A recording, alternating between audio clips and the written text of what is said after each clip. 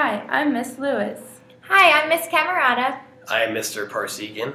And I'm Miss Adams. And we are about to inform you on how to communicate competently. Competent communication is engaging in communication with others that is perceived to be both Effective and appropriate. in a given context. Effective communication focuses on the outcome and appropriate communication focuses on the context. To be a competent communicator, one must ask themselves questions like who, what, why, where, when, and how. We have a 5-step plan that will make you a better communicator. Me? These steps include building knowledge, increasing sensitivity, practicing ethics, enhancing commitment, and performance of skills. Our first step is to know the rules and learn what works effectively given a certain situation. Let's look at something we face every day, job interviews.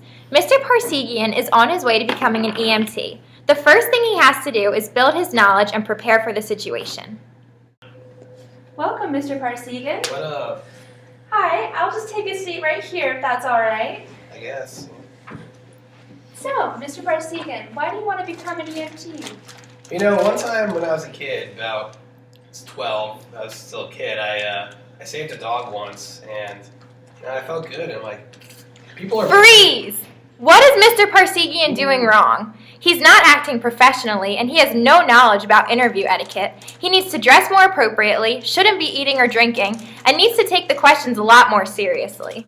The second step in being a competent communicator is being sensitive to verbal and nonverbal cues and being able to detect signals. She does. So, moving on, how do you handle stressful situations? You know, I haven't been in that many stressful situations. I'm a pretty chill dude. Like, things just don't bother me. Like, I don't even know exactly what you mean by stressful, but it just doesn't really faze me. Freeze! What is Mr. Parsegian doing wrong now? Clearly he isn't reading Miss Lewis's verbal and nonverbal cues because she's very bored with his response. Step 3 includes ethics and understanding what's right and wrong in every situation. And just so you guys know, Mr. Parsegian got an F on his EMT exam. So, in order to be a part of this rescue squad, you have to have passed the EMT exam. Do you have your certification card with you? You know, funny story about that. I actually passed, but they lost my score, so you're just going to have to take my word on this one. Freeze! What is Mr. Parsegian doing wrong? Clearly he got an F on his exam and he is not being honest in the interview. The fourth step to becoming a competent communicator is acquiring a passion for excellence and learning from your mistakes. The very last step is practicing the skills that you've learned. Now let's go back to Mr. Parsegian and see him properly executing all 5 steps of competent communication in the following interview. Welcome, Mr. Parsegian. Hi, pleasure to meet you. Pleasure to meet you too. So, why do you want to become an EMT?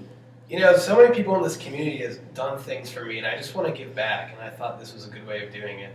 That's great. So, how do you manage your stress while being on the job? You know, I figure the best way, you can't avoid stressful situations, but the best way to manage it is to be properly prepared for whatever comes your way. Excellent. So, in order to be a fully released EMT, you have to have passed your EMT exam. Do you happen to have your certification card on you? You know, unfortunately, I did not pass that exam, but...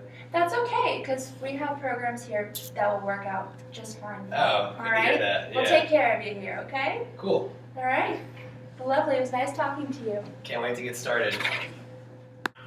As you can see, it is important to master the 5 steps of competent communication, including knowledge, sensitivity, ethics, commitment, and skills. We hope you got a lot out of this video.